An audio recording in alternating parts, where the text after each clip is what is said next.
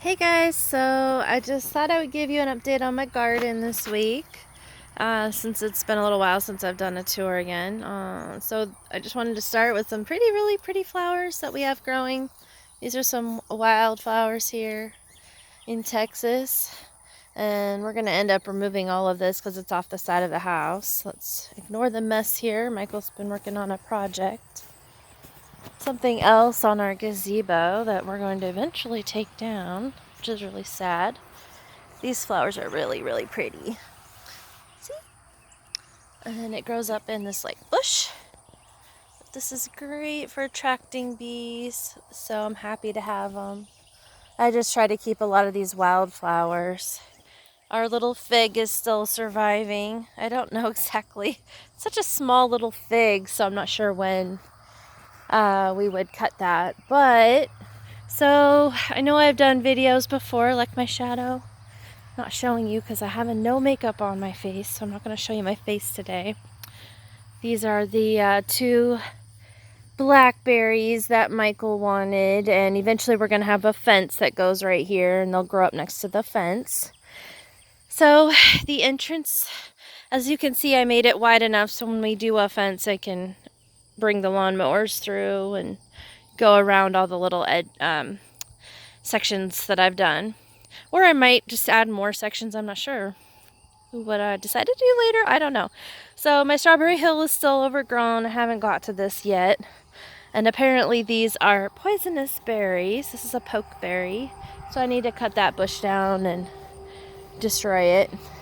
Anyways, you can see that this whole area is overgrown still. I haven't done anything with it yet. And we're just getting to this side. I'm actually doing most of it myself, but Michael's helping me put in some raised planter boxes, and right now it looks like a fence because it was like 100 degrees outside, so we got too hot and went inside and gave up that day. But I'm going to fill it up with more like wood and sticks and stuff, and then add the dirt and soils on top. And then this is one that I did. I don't really have anything growing too well in this one yet, but I did start some asparagus on this section for now, but eventually I want this just to be all asparagus in the future, because asparagus can live for a really long time. It just keeps producing for like 20 years or something, but it takes 3 years to start, so we'll see how that goes. So here's some little beans that I had a few die. Tried to prop them up and they still died. I'm not sure why, but probably just because it took me so long to get them in the ground and it was a little late in the season anyways. But these are doing okay, and you know, if nothing else, they're just adding nutrients to the soil. But there are a few beans growing, so they are producing a little bit. My Keuka melons have died. Twice I have tried planting them in cups. I get them started inside. The first time they all died inside before I ever got them outside. This time I hardened them off just like I was supposed to. They were ready to go in the ground. Finally transplanted them out here, and they all died except for one little tiny one right there. I really don't know that that one's going to survive either, so I'm really having a difficult time with the Keuka melons. I would love it if anybody knows how to get those things to survive. My radishes have bolted, and I'm just going to let them bolt and save the seeds for these. I have a few new radishes growing. Lettuce, corn. You know, it's okay. It's not the best this year just because I grew it in a plant. I started them all inside this year, most of these plants. So the fact that they're surviving is amazing to me, but next year it'll be a lot easier. Or the rest of I'm just going to keep growing things all year probably. So these are supposed to be peas mostly, different types of peas, and of course kale, and I have a dill right here that I planted up on the side. And then my other dill, it's still reproducing, which is great because we cut some off for the cucumbers. I have cucumbers growing. You can see one there. These are mostly pickling cucumbers. I have one here. I thought there was a big one. Where did it go? Oh, it's down here. I might just let that one grow and use it for seeds. Hey, look at that. This one grew up really big overnight.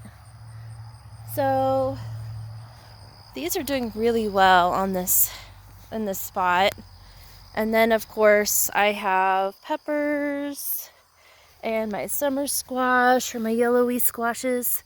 I'm thinking of just leaving this one also for seeds because I'm worried that the season's getting over with and I want to make sure I get some seeds out of these plants.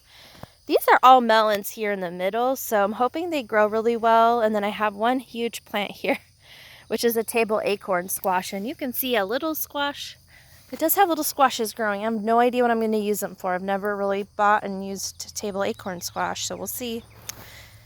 And then peppers, all different. I have bell peppers, jalapeno peppers, and banana peppers down there. If they all grow, that is that section. So each of my sections I tried to make where I could, mow between it with the mower. This one I tried to plant and the seeds did not grow. So I'm really not sure. I went ahead and started those seeds back inside again, and then I'm going to try and transplant them. So anyways, that's pretty much it for the garden tour for as of right now. And give you one last view of it. Anyways, and since we're on this, I'll show you these really pretty plants right over here.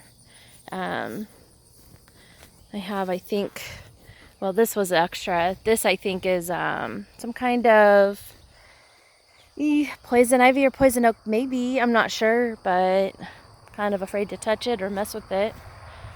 And then over here are these really pretty flowers. Do you see them? I've posted some pictures on my Facebook, but those are really pretty. And we have a few red ones on the other side of the house that aren't as tall, but really pretty. Anyways, that's the garden tour for today. Thank you for watching.